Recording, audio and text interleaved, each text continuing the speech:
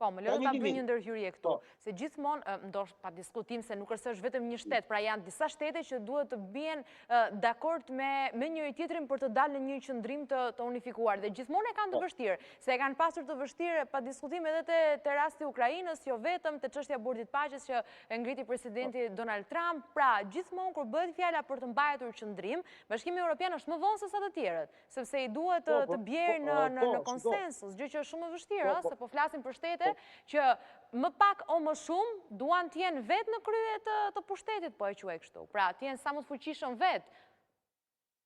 Pavarësisht ajo që thoni është patjetër që qëndron dhe është saktë, po pavarësisht Bashkimi Evropian është dhe NATO, mos harrojmë, dhe në NATO nuk lypset domosdoshmërisht miratimi i Bashkimit Evropian. Pra, në NATO, qoftë një apo dy vendet të Bashkimit Evropian mund të marrin pjesë në një operacion ushtarak me krah të Shtetit Bashkuara.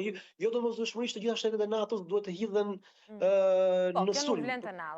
Kemi parasysh bombardimet e Serbisë nga NATO, kemi parasysh ndërhyrjen në Irak dhe në Afganistan, pra jo të gjitha shtetet e NATO-s kanë qenë pjesëmarrës dhe unison, ka pasur gjithmonë vende që mbajnë rezervë, që duhet të jenë pak më neutral. Dhe këtë po thoja, pra, që duhet Evropa për mendimin tim ka mbajtur një qendrim të vetë përmbajtur në këto momente dhe të durin, edhe Franca edhe Britania e Madhe, pavarësisht se janë shprehur se nuk e lënë në balë Shtetet e Bashkuara dhe prapë sy mbyllur se japin bazat e tyre për amerikanët për arsye mbrojtëse.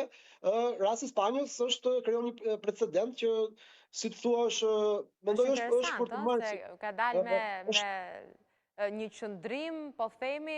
Një qëndrim të fortë. Po, të fortë edhe të prerë. Pra, ne nuk ta lejojmë këtë. Po është një qasje që në faktikisht Sanchez e ka pas edhe më herët. Pra, edhe kur është folur për luftën në Ukrainë apo për luftën në Gaza, ka qenë gjithmonë shumë i prerë.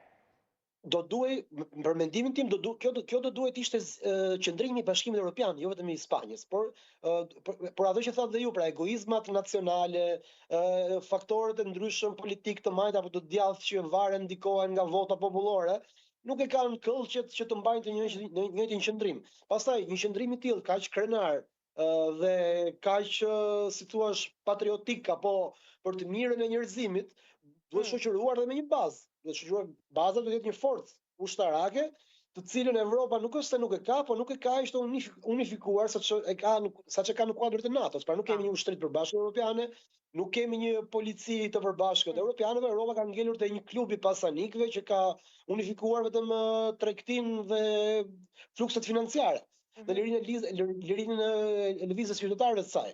Kur vjen te çështja pastaj tek ushtria, tek siguria, ai është lënë, si thua, i zhvarur në qafë Shtetet e Bashkuara, ajo Chelsea i përgjegjësisë së madhe, i mbrojtjes së dyreve të BE-s. Dhe Shtetet e Bashkuara janë të pranishme me baza dhe në Spanjë, dhe në Itali, dhe në Gjermani, ku nuk kanë vetëm trupa ushtarake, por mendohet se kanë dhe armatime bërthamore që i mbajnë në rast të rreziku për ditët më të këqija. Po, rasti Gjermanisë për shembull.